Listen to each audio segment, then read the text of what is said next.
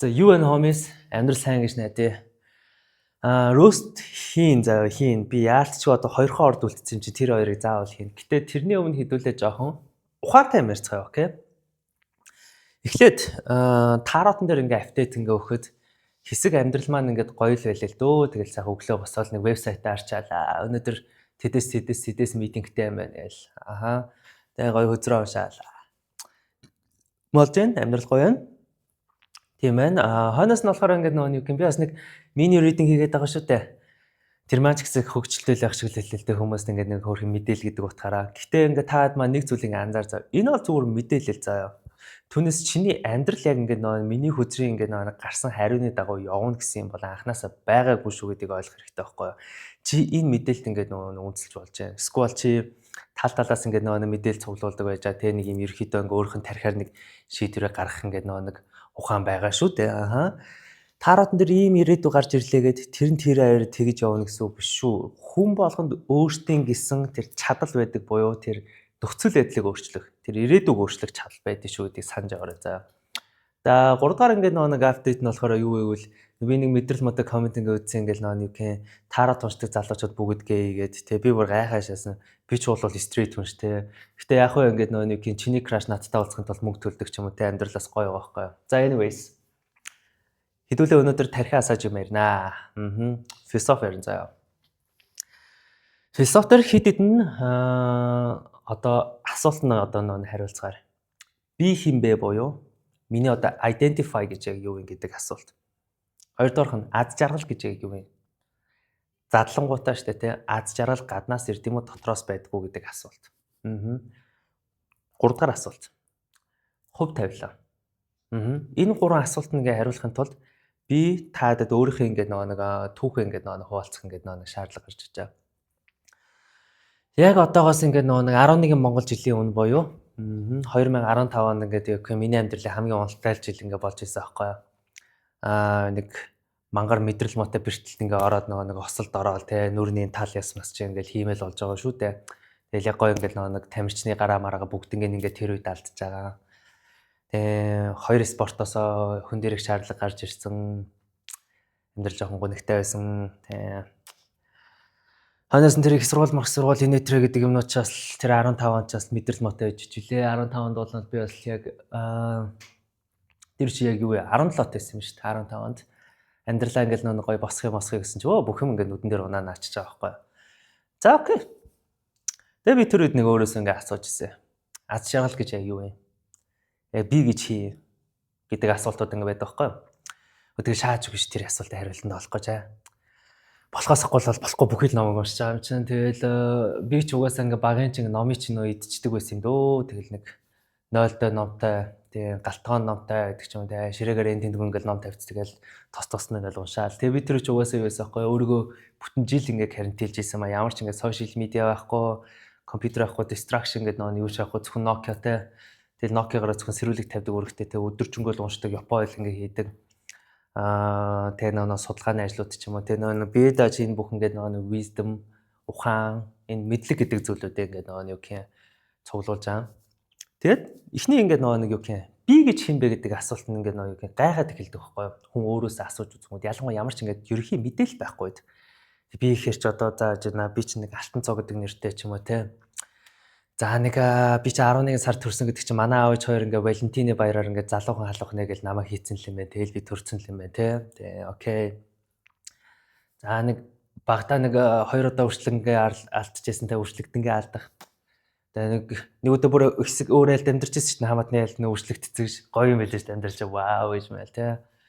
Наа тэгэл ингээл нэг багтаа ингээл нэг юу гэх сонирхолтой үйл явдлуудыг зөндөөч үзчихлээ. Таршааны бөбөө хүмүүстэй ч ингээ нийлж явна. Тэгэл хэд удаа хүнгээч алдчихсэн, нэг удаа гол живнгээ алдаал, нэг удаа машин дарилангаа алдаал. Тэгэл энэ бүх үйл явдлууд намайг бүрдүүлж гин үү эсвэл ингээ нэг бурхан гэдэг хүн байдаг бол намайг цаанаасаа ингээ энэ бүх үйл явдлуудыг үзүүлээд энэ бүх ингээ юмнуудыг туулах ёстой гэд энэний дагуу би хүн болоод байна уу? Энэний дагуу би өөрийгөө бүтээгээд байна уу гэдэг ч юм уу тийм сонь ингээл нэг юм асуултууд тарихын дотор орж ирэн заа. За. Аз жаргал гэж яг юу вэ? Би альмаг нараад оройн өндийн шувтлаад аз жаргалыг авч гэнэ. Идэхийг хүссэн хоолойдод аз жаргалыг авч гэнэ. Сансандаа хүрээд аз жаргалтай байгаад байгаа мó. Яг юу юм мэдэхгүй. Сонирм байгаа байхгүй юу? Тэгэл эсвэл ингээл миний тархин дээр байдаг ингээл нэг допамин, магадгүй окситоцин маань ингээд нэг энэ гормонууд ингээд нэг намайг аз жаргалтай болгож чинь бас сонио. Тэгээ ингээ утга учир гэж яг эцээцтэй вэ. Би утга учираа өөрөө бүтээд юм уу? Эсвэл ингээд нэг цаанаасаа ингээд нэг зохиогдсон юмнууд гэдэг юм уу? Гээл юм асуулт нэг хариулаа л яваад байдаг байхгүй юу? Тэгээ тэрний дагуу ингээд нэг би хамгийн анх Молор эрдний 3 цагаан ном, 3 улаан ном, тэгээд нэг existential ингээд нэг философийн ном одоо тэр үчиг Молор эрдний орчуулагч бас мэдрэл мод байсан юм уу? Тэр нэг Сартр Мартрын номыг орчуулж байгаа номнууд ч бас бүр мэдрэлстэй. Өтөө тэр бүр тэр нэг Молор эрдний нэг тэр Сартрын номыг орчуулсан орчуулгыг уншиж ирсэн нөө. Бүр ёо тэр бүр үнэн мэдрэл мод. Тэгээд төөгөө найзтай орчин ингээд 10 жилийн өмнө ингээд зэрэг номнууд ингээд уншааш ингээд судалдаг ус. Тэгээ би бүр тэр орчуулгууд энэ бол үнэхээр педстал болчихсон л тэ. Гэтэ бид хоёр бол уншаад дуусгасан л та.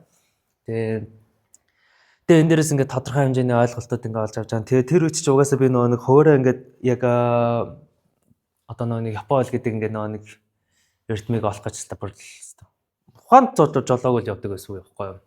Тэгээ тэр үед хамгийн их ингээд YouTube дээр ингээд одоо л ингээд байгаа Тэцүүгээ Ако гэдэг их сургуулийн ингээд нэг багшийн одоо нэг юм лекц байгаа байхгүй юу. 40-өөд бичлэгтэй нэг бичлэг нь баг 2 цаг маяг үргэлжлэдэг байлгүй яалаа. Тэгээ би тэдний бүгд ингээд одоо судалж байсан. Тэгээ давхар тэрэн дээр ингээд орж ирж байгаа бүх ингээд номнуудыг тэр ингээд хоёр өөр хэлнээс байгаа шүү дээ. Нэг нь Япон, нөгөөх нь Монгол орчуулгатай номнууд харьцуулж ингэж нэг судлаа, коммунист үеийн номуудыг уншиж байсан. Дараа нь ингээд хэлээс солиод англи ингээд нэг сурсныхын дараа introduction of ингээд философи гэсэн ч байлоо нэг тим ингээд бас нэг Америк их сургуулийн нэг юм бас нэг 40-од ингээд нэг лекцэд байхгүй нээлттэй. Тэр нэг Япон юутайгаа тэгээд нэг Монгол юутай бүгд ингээд харьцуулж ингээд нэг үтсэн. За тэгээ эдрийг ингээд нэг уншиж судлаад ингээд явахын тулд нэг 10 жил харьцуулж байгаа маа шууд утгаараа. Их ч хугацаа байсан. Гэхдээ ингээд яг сүүлийн 4 жил нь бол юу хийцгүү пивгаал тавигдтал явцсан л да. Тэгээ бусдаар бол дийлэг цаг яг тийш ингэжсэн. За одоо тэнгуүтээ ингээд айгүй олон би ингээд параметр айгүй олон ингээд түүх айгүй олон ядаргаатай юмнуудыг ярьсны эцэст миний ингээд таатай хуваалцах зүйл нь юу вэ гэвэл энэ бүхнийг ойлгохын тулд ерөөсөө certain буюу тодорхой хариулт ерөөсөө анханасаа байгаагүй. Нэг кунфу фандан дээр ингээд нэг нууц чор гэсэн чинь юу ч байхгүй нэг хоосон цаас байдсан шүү дээ. Яг тэр шиг тодорхой асуулт ерөөсөө байгаагүй. Тодорхой хариулт ч бас байгаагүй. Гэхдээ параметр буюу санаа болгон дундуур нь орж ирж байгаа бүх зүйлүүд нь харин өөр гэсэн шүү гэдгийг бид ингээ анзаарах хэрэгтэй байхгүй юу? Жишээлбэл хувь тавилан гэдэг зүйл дээр ингээ хэдүүлээ бодцгаая. Хувь тавилан маань юу юм бэ? Кабал дээр болохоор 4000 жилийн өмнөх spiritual idea. Энэ дээр болохоор чи гэр бүлээ сонгож төрсөн чиний destination чиний өмнө ингээ бичээстэй байдаг чи яг зураглалын даваа явж байгаа. Энэ амьдрал дээр чинь болж байгаа бүхэл зүйлүүдийг чи үзэх хэрэгтэй гэж ярьдаг бол existential ингээд нэг философичд. Сартр байна. Камой байна. Эдгээр болохоор ингээд нэг Хайдеггер эдэр ч юм. Эдгээр болохоор үгүй хөшөө.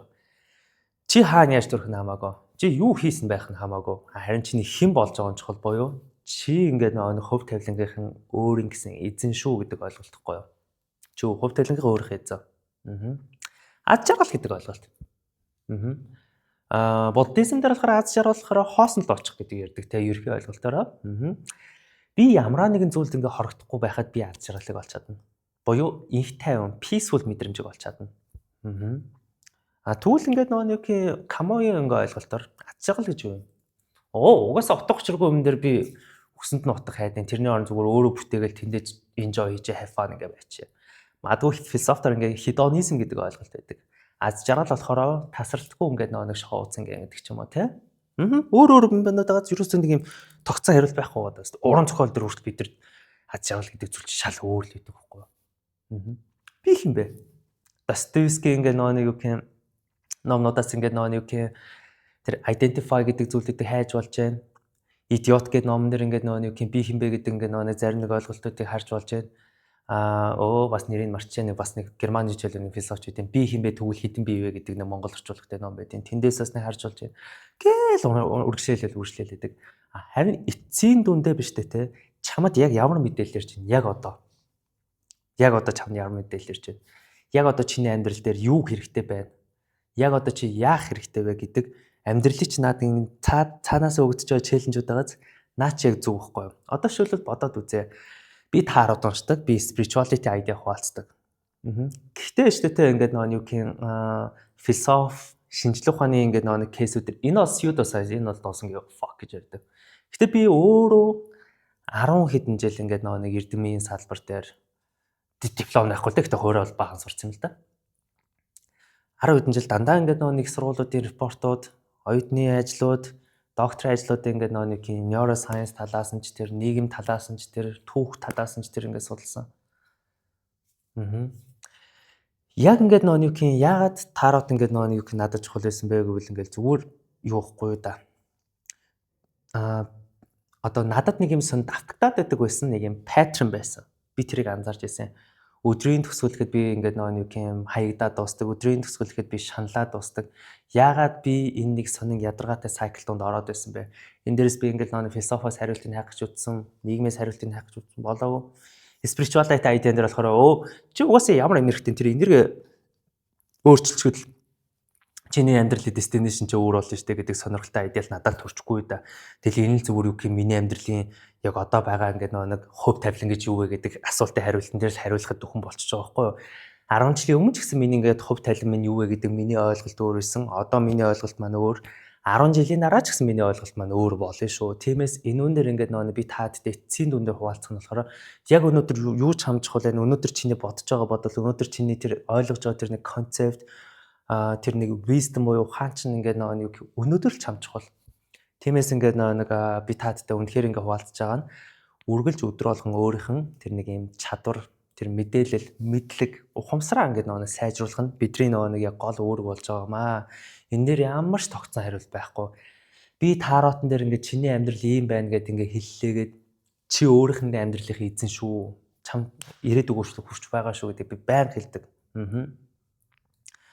Муу адил ингээд нөгөө бодоод үзье. Өнөөдөр зарим нэг хүмүүс ингээд нөгөө юу гэх сэтгэл санаа амар хямралтай байлаа. Тэр хүмүүст магадгүй ингээд нөгөө юу гэх буддизм амар гоё тусалж магадгүй, христианити амар гоё тусалж магадгүй.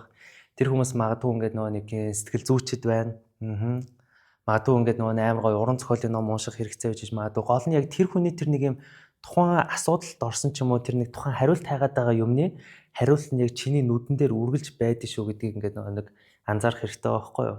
Ухаалгаар бодоод үзье. Аз жаргал гэдэг гэж яг юу вэ гэдэг одоо миний хамгийн анхны асуулт философик гэснэ дээ. Би аз жаргалыг саяхан ойлгосон.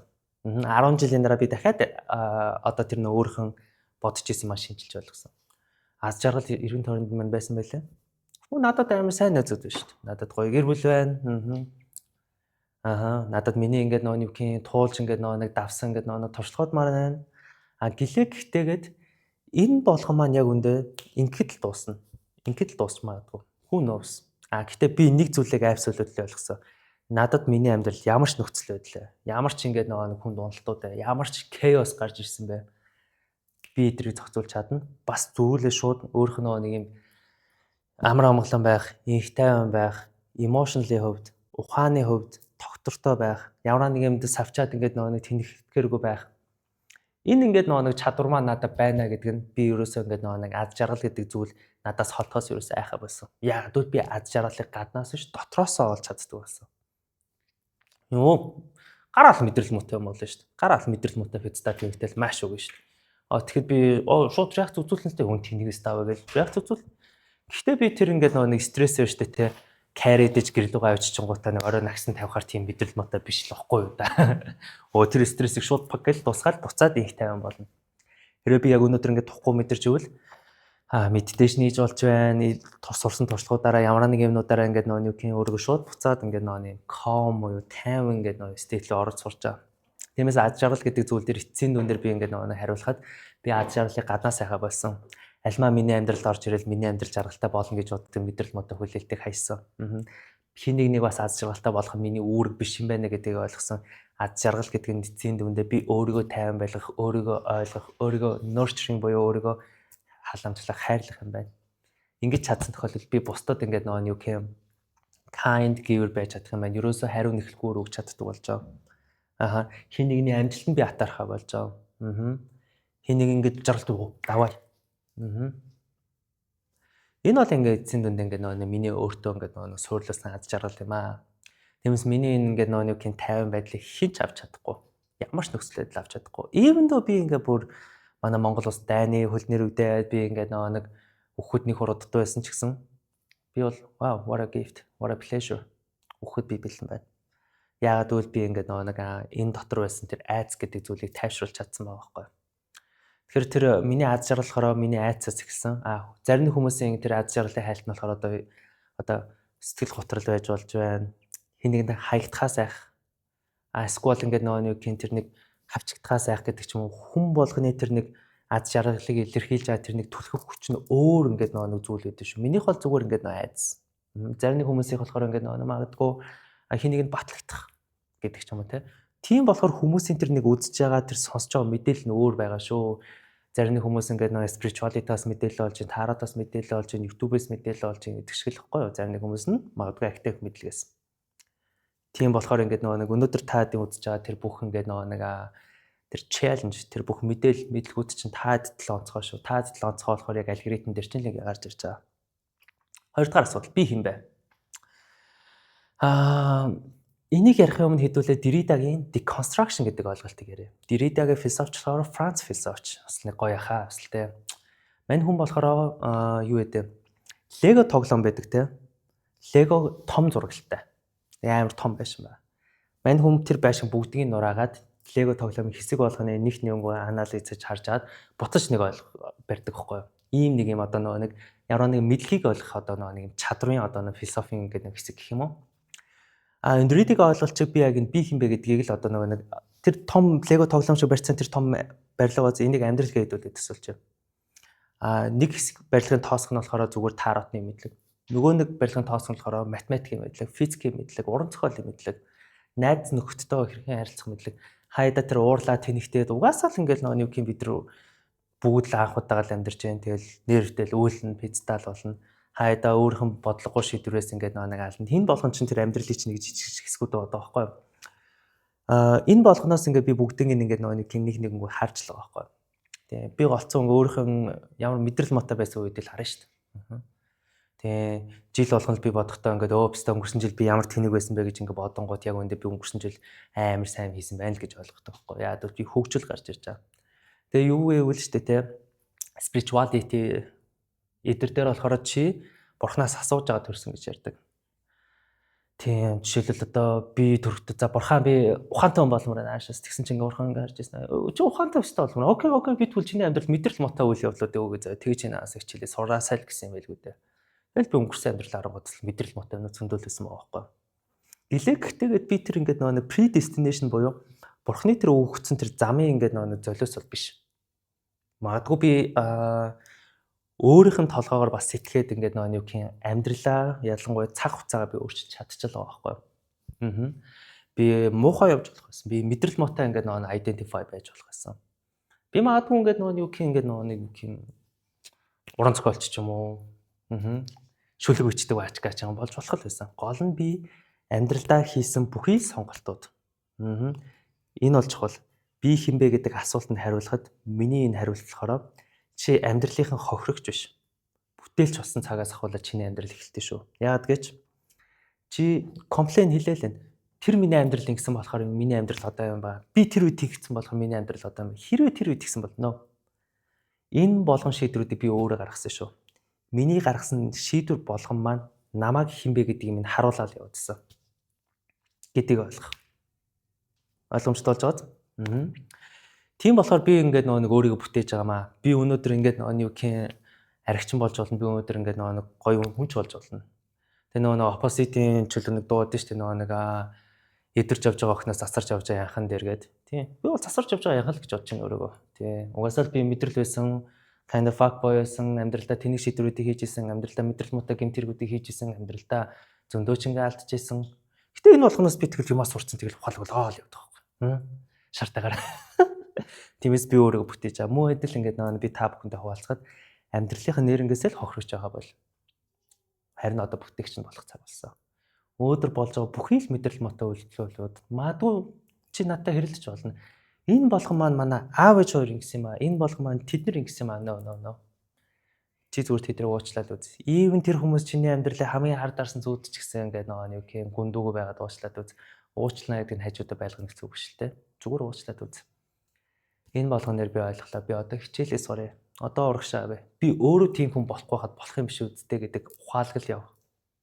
Энэ бол магадгүй би хинбэ гэдэг дээр хариулах бас нэг гоё үнцэг гараад ирж байгаа байхгүй. За тэгээд утга учир. Утга учир гэдэг зүйл чинь өөрөө хамгийн амархан зүйл байсан юм байна лээ. Утга учир нь яг үндэ би өөрөө л хэлсэн билээ шүү дээ. Тийм. Нэг гаднаас ингээл хайгаал нэг би нэг дээр үед нэг юу хийжсэн юм аа. Анзаарч ирсэн.